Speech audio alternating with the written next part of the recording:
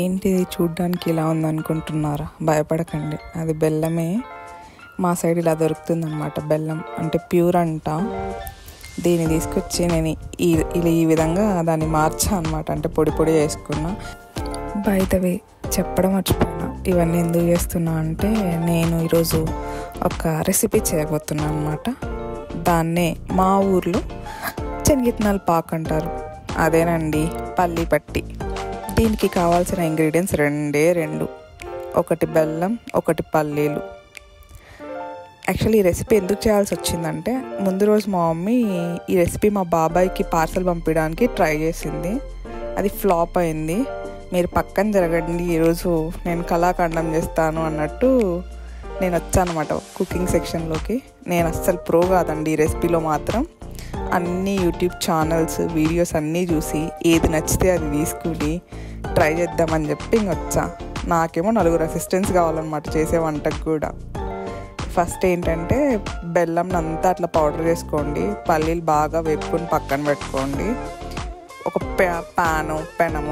పెనం కాదులేండి, ప్యాన్ అన్నా లేకపోతే ఇలా ఒక ఏమంటారో దీన్ని తెలీదు, ఇలా పెట్టుకొని దీంట్లో బెల్లం వేసుకోండి. ఒక్క డ్రాప్ కూడా వాటర్ వేయాల్సిన అవసరం లేదు. బెల్లం అదంతకదే మెల్ట్ అవుతూ ఉంటుంది. బాగా మనకు అంతా లంప్స్ లేకుండా మెల్ట్ అయింది అనిపిస్తే అందులో కొంచెం నెయ్యి వేయండి. అది వేసిన తర్వాత మీరు చెక్ చేసుకోవాలన్నమాట, వెదర్ పాకం వచ్చిందా లేదా అని. కొన్ని వాటర్లోకి ఇది కొంచెం డ్రాప్ అయ్యండి, అది మనకు అప్పలాలు విరిగినట్టు విరుగుతుందంట. అది చెప్పారు వాళ్ళు, నాకైతే అట్లా విరిగింది. అదంతా అయిపోయిన తర్వాత కొంచెం తిప్పి, ఇప్పుడు ఒక సీక్రెట్ ఇంగ్రీడియంట్ అనమాట, మనకు క్రిస్పీగా రావడానికి కొంచెం వంట సోడా వేసుకోండి. చాలా క్రిస్పీగా వస్తాయంట. దాని తర్వాత ఇంకా పల్లీలు వేసుకొని సిమ్లో పెట్టేసి గ్యాస్ ఫుల్ మిక్స్ చేసేసేయండి. అంతా మిక్స్ చేసేసి ఒక ప్లేట్కి కొంచెం గీ రాసేసి ఇదంతా మిక్స్ చేసినదంతా తీసుకెళ్ళి ఆ ప్లేట్లో పడేయమంటే ఇసిరేయకండి, దాంట్లో వేయండి అనమాట. నాలాగా ఇలా గ్యాస్ ఆఫ్ చేయకుండా మాత్రం ఉండకండి, ఫస్ట్ గ్యాస్ ఆఫ్ చేసేయండి. అందుకే నేను అసిస్టెంట్లు పెట్టుకుని ఉంటా పక్కన గ్యాస్ ఆఫ్ చేయడానికి. అంత లేదులేమో, పిన్ని ఆఫ్ చేసింది గ్యాస్.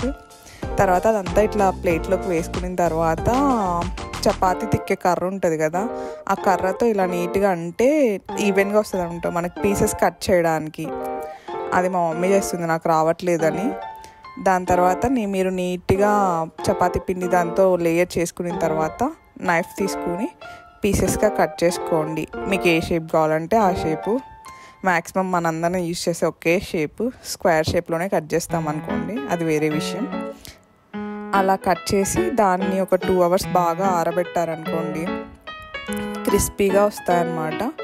ఇందులో మెయిన్ ఇంగ్రీడియంట్ అంటే క్రిస్పీనెస్ రావడానికి ఆ వంట సోడానే, అది యూజ్ చేయండి. మళ్ళీ పాకం చాలా ముదిరిపోయాక వేస్తే మీకు మళ్ళీ పౌడర్గా అయిపోతుంది పాకు. అలా చేయకండి, ఎగ్జాక్ట్గా పాకుని చూసుకుంటా సిమ్లోనే పెట్టుకుని చేసుకుంటా అంటే కరెక్ట్గా వస్తుంది. ఇది నాది ఫస్ట్ టైం అటెంప్టే, కానీ సూపర్ డూపర్ హిట్ అనే చెప్పాలి. ఎందుకంటే మీరే చూస్తారుగా లాస్ట్లో ఎలా ఇచ్చి పడేస్తాను. లేదండి, నిజంగా సీరియస్గా చెప్తున్నా, చాలా క్రిస్పీగా మనం షాప్లో కొంటే ఎలా వస్తుందో అలానే వచ్చింది. మీరు కూడా ట్రై చేయండి. నేనేం రెసిపీ ఓనర్ కాదు, but you can use this recipe.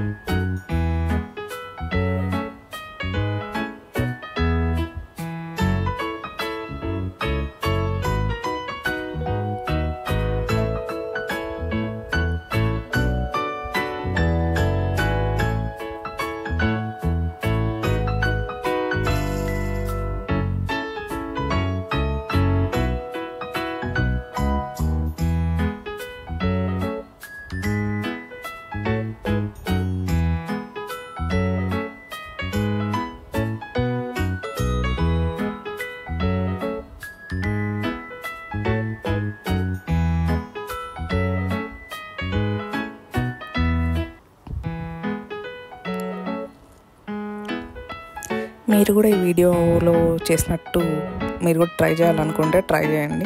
Try చేస్తే do let me know in the comments. మర్చిపోకండి. బాయ్.